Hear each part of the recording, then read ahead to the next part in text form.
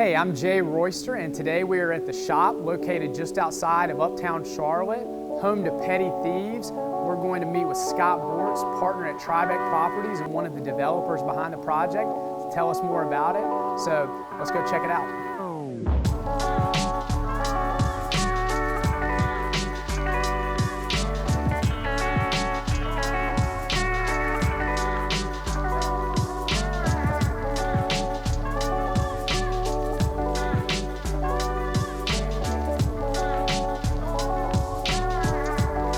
So here we are at the shop located on North Graham, sitting inside Petty Thieves Brewing. Scott, thanks for having us today. Oh, you're welcome, Jay. Looking forward to talking to you. So this is a 41,000 square foot adaptive reuse project. Before we get into talking about this deal, how it came together, tell us a little bit about yourself, Scott, and your background with Tribek. Sure. I was a CPA originally out of college, and one of our clients was Kralls & Irwin. And Kralls & Irwin is an old developer in town that's now not in business any longer, but met some of their owners and really loved listening to what they do and how they were taking real estate and developing it here in Charlotte. And so one of the fellas at Kralls & Irwin asked me if I wanted to get in the business.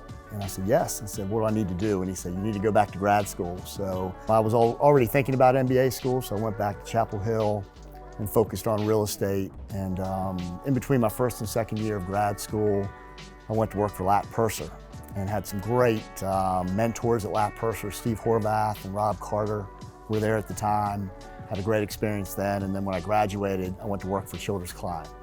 And so had a really fun 4 years with Childers Klein, focused on retail, shopping centers. The two gentlemen that formed Tribek Properties with me in '94 also came from Childers Klein, Blanton Hamilton, who focused on industrial, and Jeff Mathis was a leasing guy. And so we formed Tribek in '94.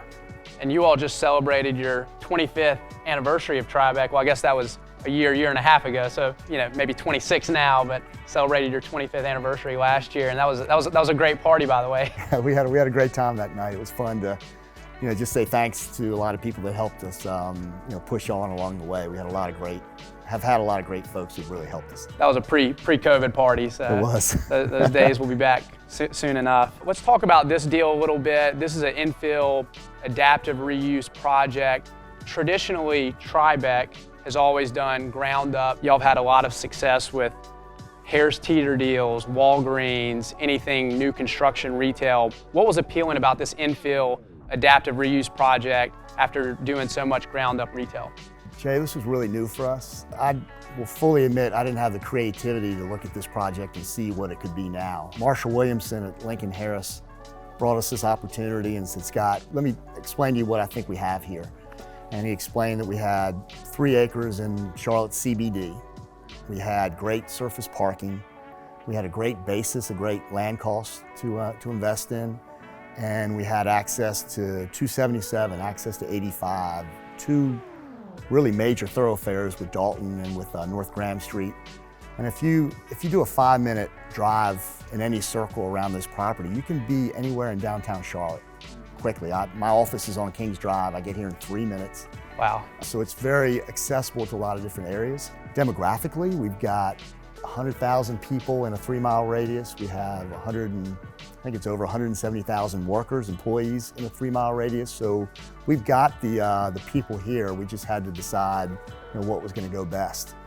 And you're right. I mean, we had focused only on retail for the first 20 years at Tribek. It was good for us to do that. We had a great relationship with Walgreens, with Harris Teeter and Lowe's Hardware, Chick-fil-A, a lot of credit tenants that we felt comfortable signing leases with. So this was going to be different because we were going to be buying this property totally vacant with no leases signed, and that takes an element of faith. I'll be honest, I talked to a lot of people in town to get their opinion. I wanted to hear what else they liked about this property. And another group that we went and spoke to was Ascent Capital. And Ascent, the principals at Ascent are Aaron Ligon, John Dixon, and Mark Etheridge. I interfaced with John the most on this property. He just was helping me see the fact that we had 50,000 foot of buildings here on the property when we went under contract. He convinced me that if we would reduce the square footage, which we ended up taking out one of the buildings, and it reduced us from 50,000 down to 36,000 feet, that we create a nice breezeway, a nice access point so all of our tenants could cross-pollinate, and we would have more surface parking, more outdoor seating, that would be something appealing to office users, appealing to retailers, appealing to the type of uses we wanted to have in the center. And that was another leap of faith, that I wasn't used to getting rid of square footage. I wanted to add square footage, and that was helpful to hear that. Well, I think so far with this project, you've really brought what people wanted here, which is a really cool adaptive reuse project.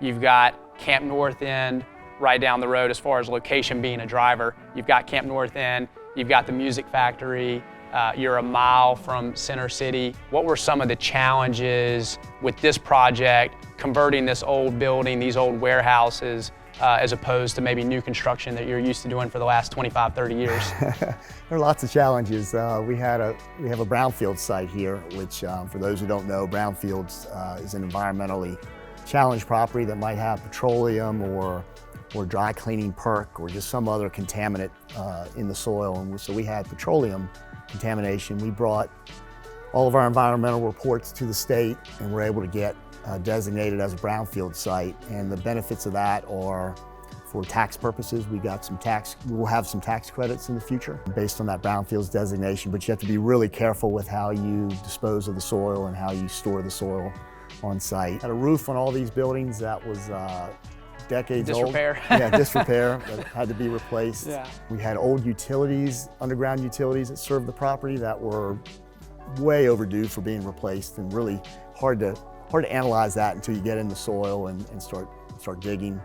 All of our buildings are right up on the property line, so we had to figure out what utilities we could tap into that were within the right of way, and that wasn't easy.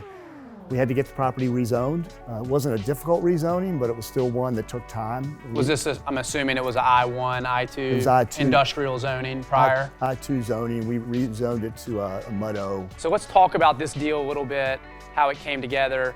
We're sitting inside Petty Thieves, and I gotta say, this is a space that you read about it, and it sounds like it's cool, but when you're here and you actually put your eyes on it, it's much more impressive. I think you gotta see it for yourself. But I would imagine that Petty Thieves seems like the anchor here. I don't know if you define this as a traditional anchor, but who are some of the other tenants that you're targeting, and how did your leasing come to be here? Petty Thieves is our anchor. I mean, they were our first tenant we signed. They were also taking a chance in a new area. The owners, Ted and Greg, have had this plan for 10 years to find the right location. We were grateful they picked us. I've been out here probably 5 or 6 different times to visit the brewery, and I just love the... just recreationally, not work aside, okay. Yes, and just really like the makeup of folks who are showing up. It's really a neighborhood feel, and I like that. We have 2 other tenants, one named Sparks Logistics, and they're an international logistics company. They have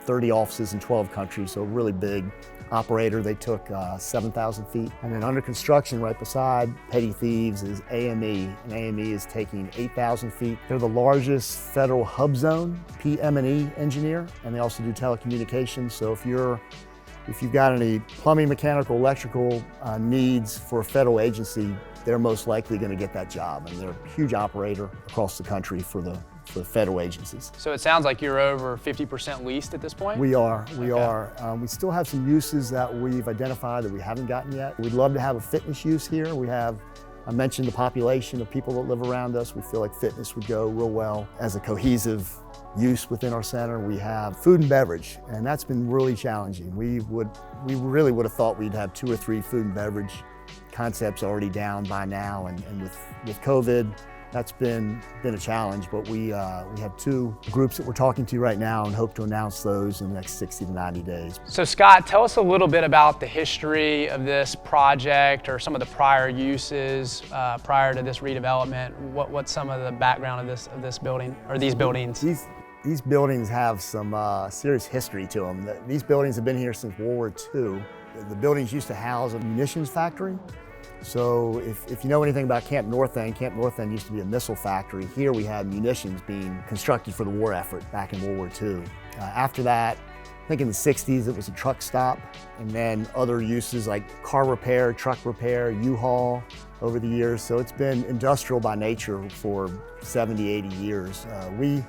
We bought the property from the Deaton family, from Frank Deaton. Frank's family had a business here for a number of years. The neat thing about the buildings, if you look up in the ceiling, we've got amazing old wooden bowed trusses that have all been retained in all the buildings. That's really just a beautiful part of the buildings. We have a rotating sign out front, the old shop sign that's been here for decades.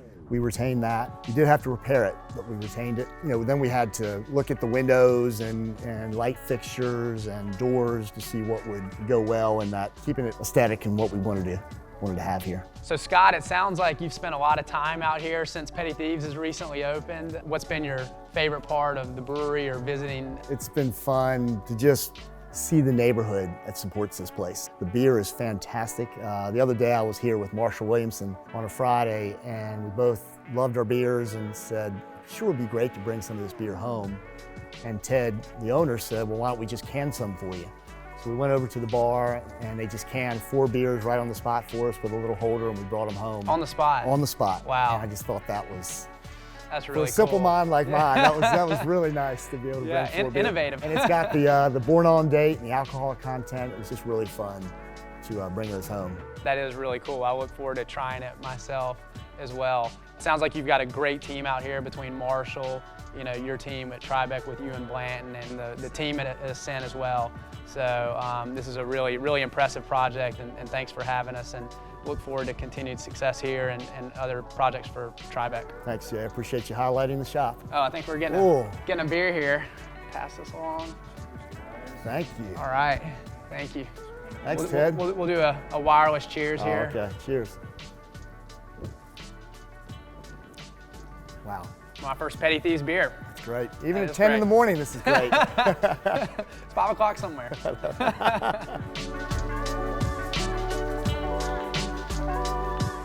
If you're interested in keeping up with the latest commercial developments in Charlotte, make sure to like and subscribe.